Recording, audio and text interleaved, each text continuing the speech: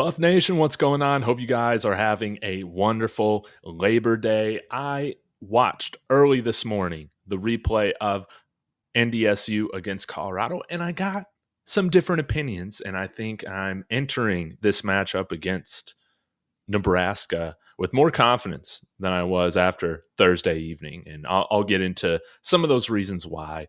Again, getting the space together, it's not fully done. So patience with me on this. But thank you guys so much for sticking with me. Be sure to like and subscribe. Throw a comment in what you guys have thought if you've been able to take a look at the replay. But let's go ahead and get into it. I did like a stock up, stock down first reaction on Friday. And one of the things that I said was stock down Trevor Woods. I was expecting him to look a little bit faster out there. And I do think that he has lost a little bit of speed with putting on that weight. But going back and watching the replay of the game, I was very impressed with both him and Lavonta Benltey. I thought that they were fantastic for us. There were a couple times, in pass coverage where one-on-one with the running back, more often than not, the running back is going to win that matchup. Now, do we got some other guys like maybe Jalen Wester that we could throw in there eventually? Nakai Hill-Green, sure. But overall, I was pretty impressed with Trevor Woods and Lavonta Benltey, and I think especially in the second half, they were able to really shut down the running game. I'm feeling better about our linebacker play. And to double down on something as well, I know that there have been some complaints about, Colorado had to stack the box in order to limit the rushing attack of the Bison. I don't think that's a very fair criticism because going back and watching again, they were giving us a lot of 21 personnel, 31 personnel. So we're talking about, or not that, 13 personnel, 12 personnel, all these kinds of things. Sorry, I was getting this backwards, but like a running back out there and two tight ends, sometimes three tight ends, sometimes 22 personnel with two running backs out there, two tight ends. They were going jumbo. They were trying to get big. And if you're just expecting a six-man front to be able to stop that, I think only if there is a way significant talent gap like you've seen, man, with some of these SEC schools putting up 70 points against their lower level opponent, whatever school that is. I think it's pretty unrealistic to ask one of the worst rushing defenses in college football last year to then come in here and stop jumbo run sets just based on the athletes that they have with lighter boxes. Again, to me, it made sense. I think when you're looking at this from a game plan perspective, I think the game plan was very simple. We are going to shut down the run, and we're going to have this quarterback from North Dakota State. Let me remind myself of his name really quick. Cam Miller. And Cam Miller's going to have to beat us with his arm for them to get the victory. And they were content playing some of that man coverage.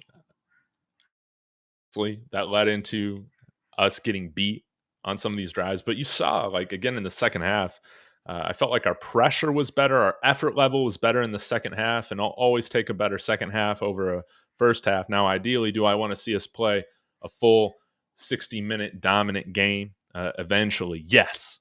But if you got to take a half, it's always the second half. And again, I thought that the run defense, our front six guys, stacking the box sometimes with the seventh guy in there, they did great.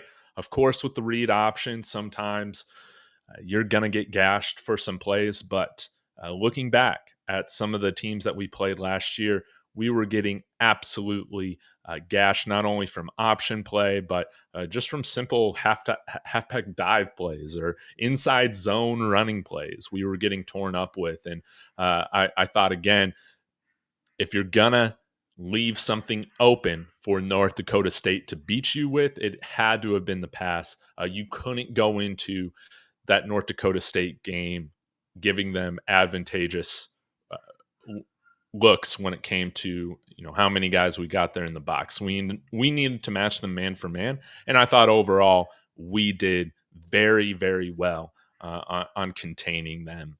A couple other things. Offensive line, I thought looked a little bit better than I talked about earlier. I think that if they were given more of a chance to establish a run game, I think you would have seen that. I think you totally would have seen that, more of that happen. I think that we had about 17 designed rushes outside of Shador's 6 scrambles or so.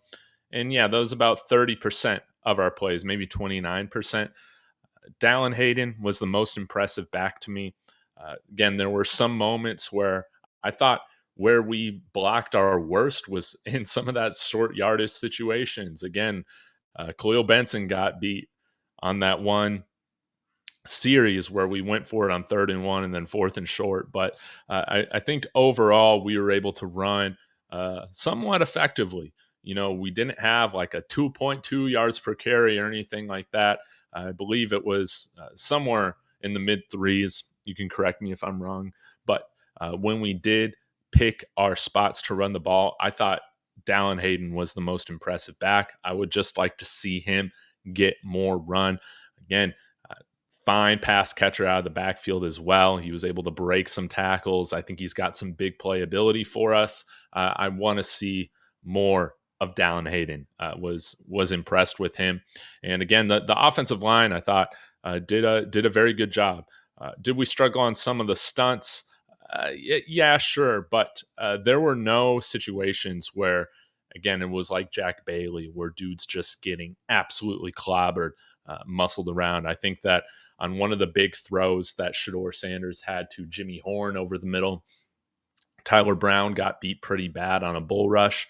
But outside of that, it didn't seem like we were struggling strength wise with any of these guys. I think that some of the North Dakota State defensive linemen, they were just very quick. Obviously, they were very sound. They had very well timed blitz and stunt packages executed against us. And again, sometimes Shador is going to hold that ball to extend the play. He's a big play quarterback. That's who he is.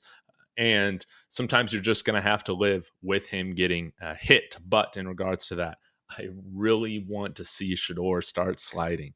If he is going to stand in the pocket and try to extend plays a little bit from there, if he is going to take off, I would prefer him to slide, not put himself at jeopardy to like unwarranted contact. It's going to be a long season.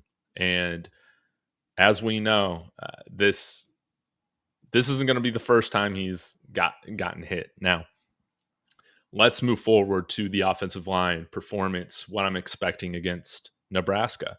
Nebraska has 3 very, very big defensive linemen.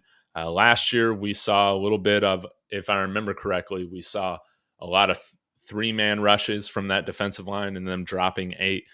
If Nebraska is going to do that against us, again, I think it's going to be a similar scenario of what we saw last year, is that the Shador is going to have the time to carve them up, especially, I think, with the improvements with the offensive line. I see Khalil Benson, having a good game against these guys. I think, again, the biggest question mark is right tackle, but I think that there are ways to work around this. I didn't think Hank Zielinskis was nearly as poor as what I remembered watching, again, the replay. And I think actually PFF had him as a top 5 graded player on the offense for Colorado, for what that's worth. I don't know if I'd put him up that high, but again, just to provide some different context and some different opinion on his performance, I think we saw him get stronger as the game went on. I think overall the offensive line played better in the second half too, which was great. Now, I am feeling good about our ability to protect Shador. The other thing that really gives me confidence is the fact that, yes, we can score on 3-play drives. We can score on 1-play drives, which is absolutely fantastic. But putting together that 17 or 18 play drive, 8 minutes, that is going to be very helpful for our defense. If we could get 1 or 2 drives like that against Nebraska, I think that really increases our odds of getting this win. Let's win the time of possession, or at least get it somewhere near 50-50, because if we are drastically losing the time of possession, I think it's going to be harder to beat Nebraska than it would be to beat North Dakota State with such a large discrepancy, especially on the road. So, I want to come back on here and give Trevor Woods, Lavonta Benltey, Savion Riley, again, a little bit up and down, but I thought that he did well having to go into the game and essentially be a starter after the first drive or so. And Chidozie Nwankwo looked even more dominant on the replay. Was very impressed with him. Arden Walker stuck out to me as well. I think we have a great two deep rotation right now at edge. So y'all let me know your thoughts in the comments if you've had a chance to watch the replay. Spend a little bit more time sitting with the performance on Thursday. I think, again, a lot of people are going to try and be hyperbolic with this team from week to week. And I think that there were so many more positive signs than concerning signs with this team after this performance. So y'all let me know your thoughts in the comments. Again, greatly appreciate you guys. I got some more shows coming up here this week, so be on the lookout for that. And as always, y'all, go Buffs.